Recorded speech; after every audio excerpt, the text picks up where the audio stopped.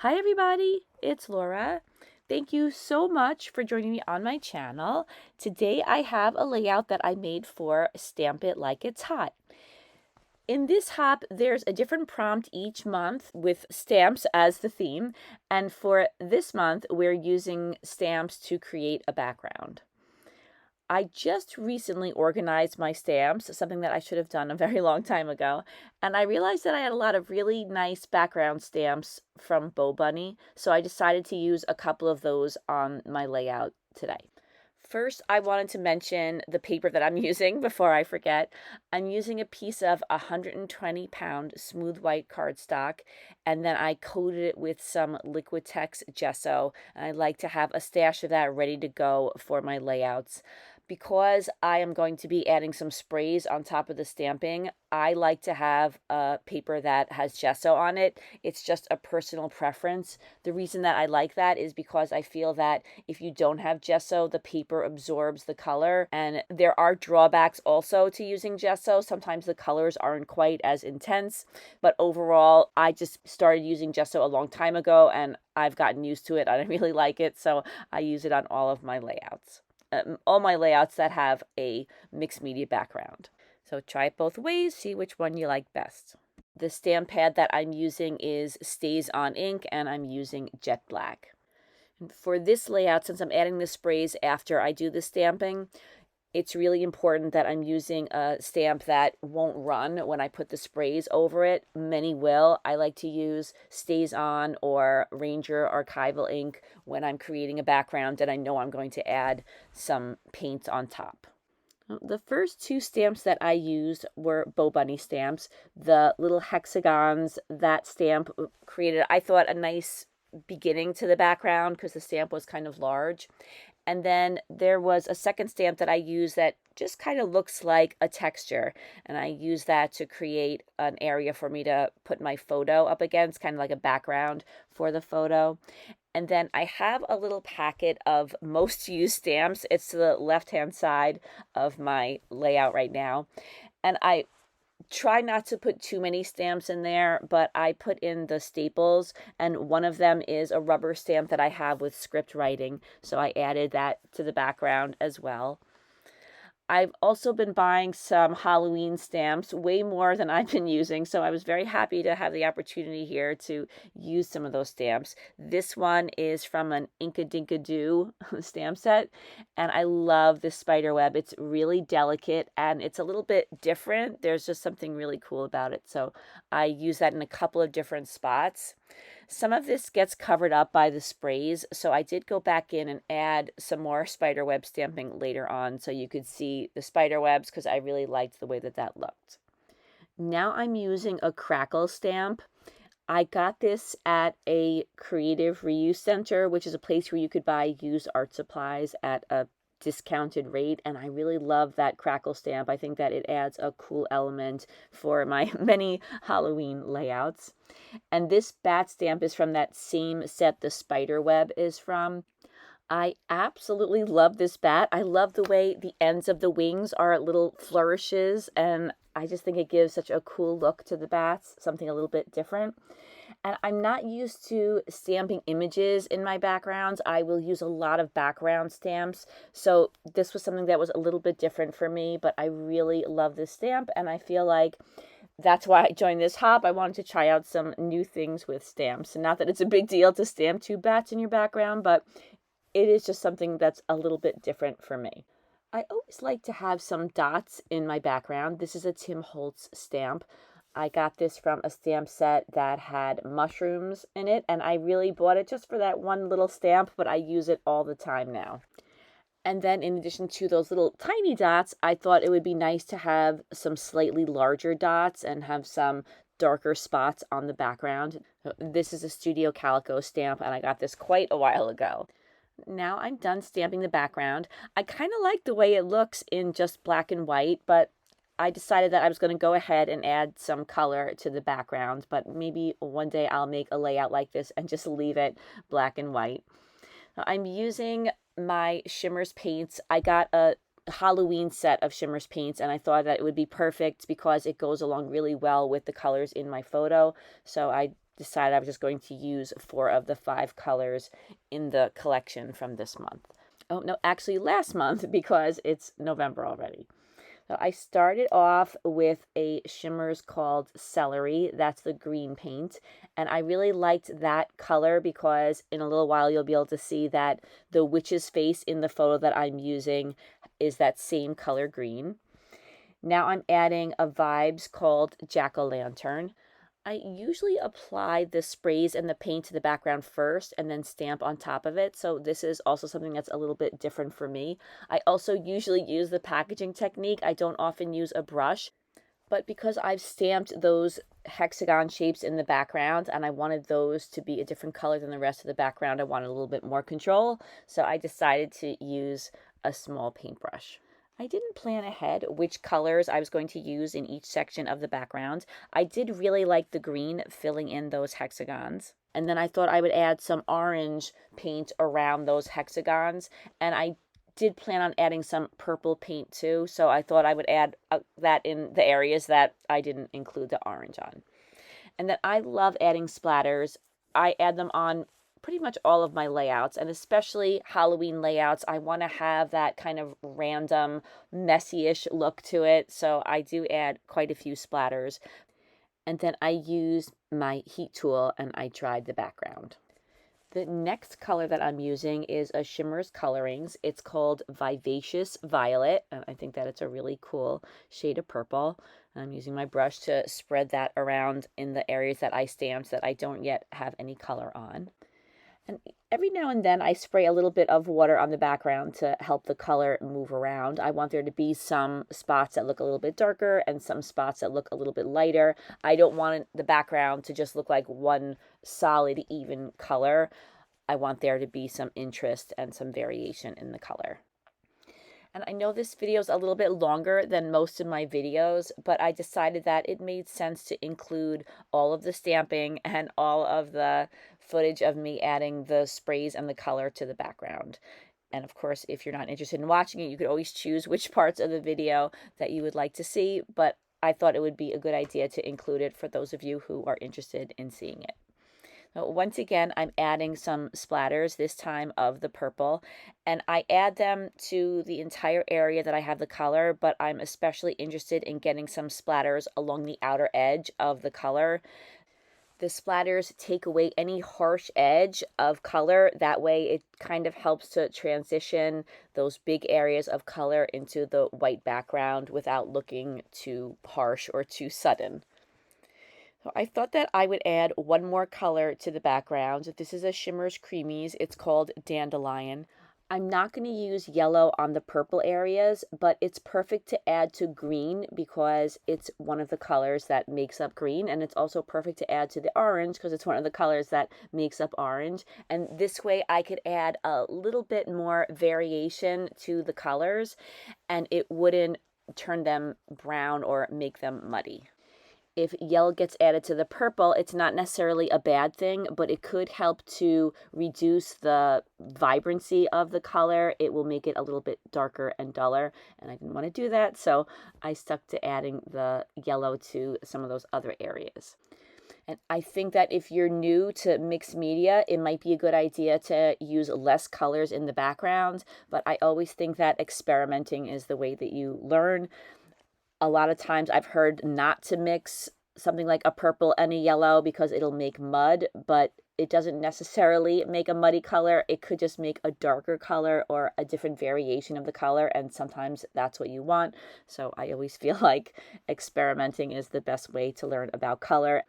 There's so much to know about color. You don't really need to know a ton to make a background like this, but I do think that the only way to really feel comfortable with using color is to give it a try. It's the next day, and I didn't like something about the left-hand side of the area of color at the top of the page. So I use a little bit of purple. I thought it looked a little bit too pointy, although it looks kind of pointy now. There was just something about it that I wanted to change. So I added some purple and I added some orange, and I was satisfied with what I was trying to change about it. I just wanted to make it look a little bit different. And I really like this addition of purple. I also added a little bit of orange. And then I really liked the way that color looked, but it looked a little bit out of place with all the stenciling on the rest of the background, which I didn't mention. I use a stencil from a company called A Colorful Life Designs, and this stencil is called Grunge Dots, and some Master's Touch modeling paste, and I added a little bit of texture to both of those areas of color. I use this stencil all the time. I really love the grunginess of this particular stencil. Although I use it for some layouts that are not grungy, it's very versatile, and I like the way it adds just a little bit of texture to the background. Now I'm using some watered down black acrylic paint to add some more splatters to the background. I think that it needed a few black splatters.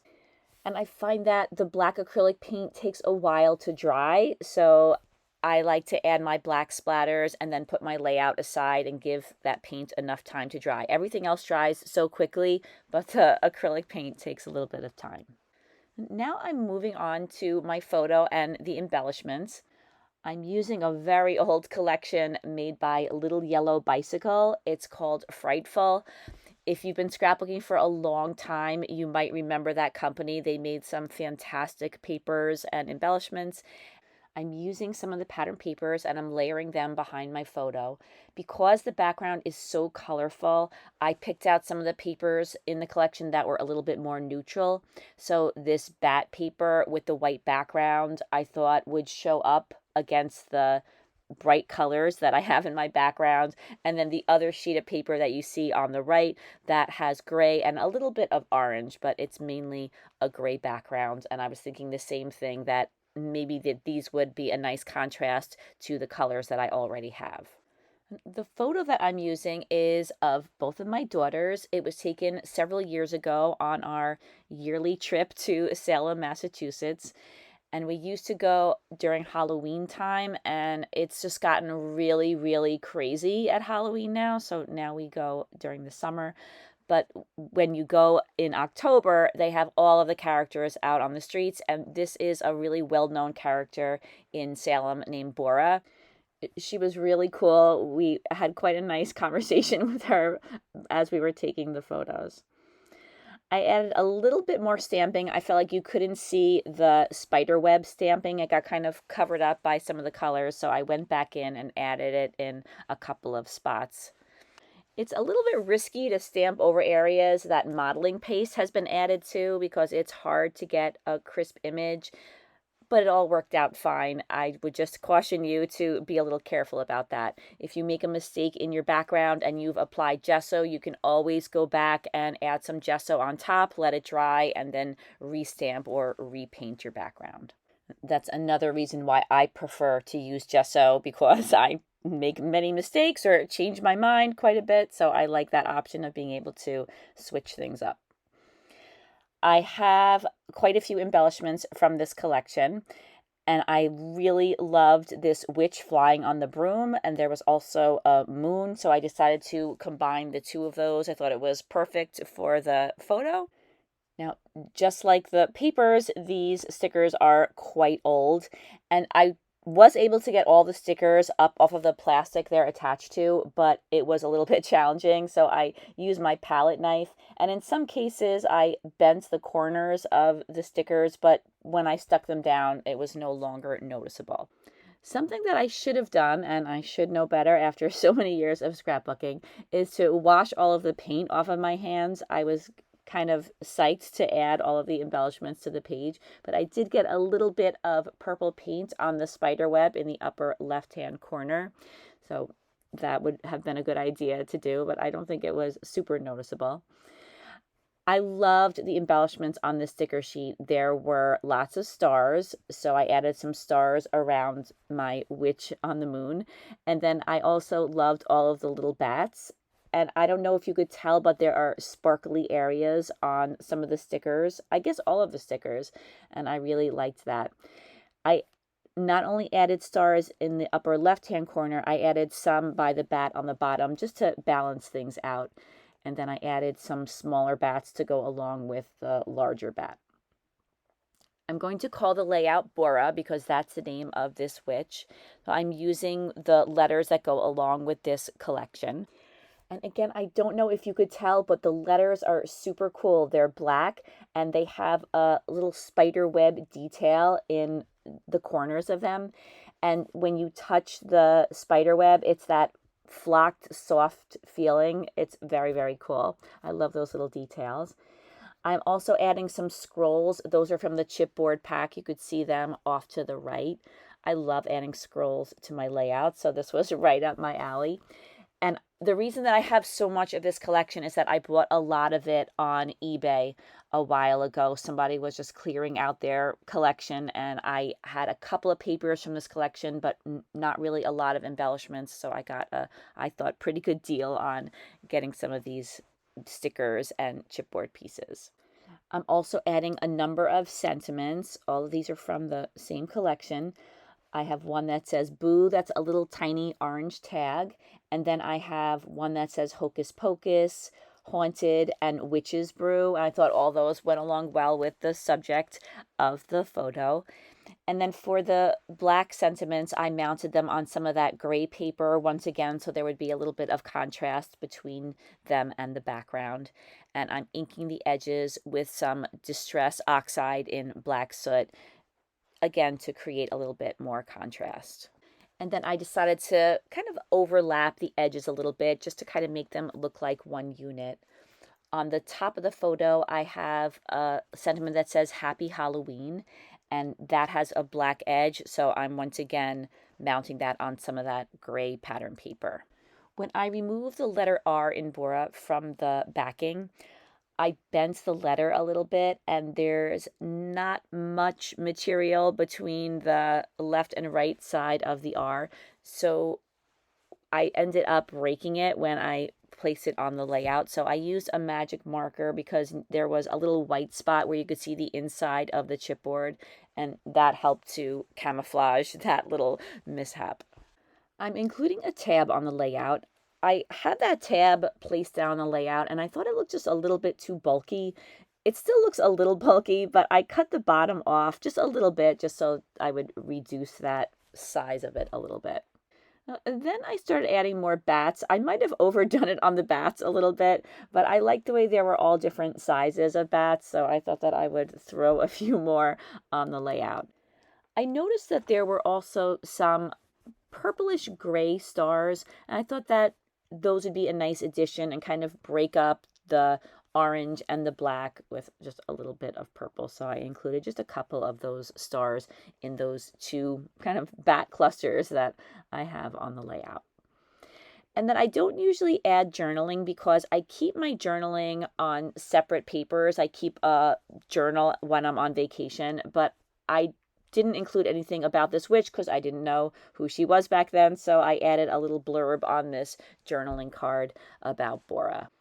Now I'm ready to add those little final touches to the layout. I put a little bit of twine on the edge of the tag that says Boo, and then I knew I wanted to add some jewels to the layout. I love adding bling to pretty much all my layouts, but Halloween layouts, I think jewels rather than pearls or enamel dots are my favorite.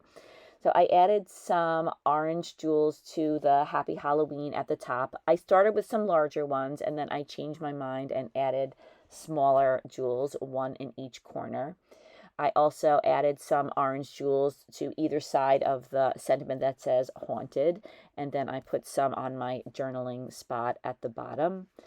And then I found I had these really cool purple jewels, and so I added some of those to the sentiments, and I added some purple jewels to the photo corners, and then I added a whole bunch to my title. And those were the last touches. The layout is complete, and here are a couple of close-ups. Thank you very, very much for watching this video. I really, really appreciate it. I hope that you enjoyed watching it. I know it was a longer one, and I appreciate you sticking with me till the end. In the description box is a playlist of all of the videos for Stamp It Like It's Hot, and I highly recommend that you check that playlist out. You'll find a whole range of various videos to go along with this month's theme, which is to stamp a background, and I think that you're really going to enjoy it. I hope you have a fantastic day, and I hope to see you all again soon. Take care, everybody. Bye-bye.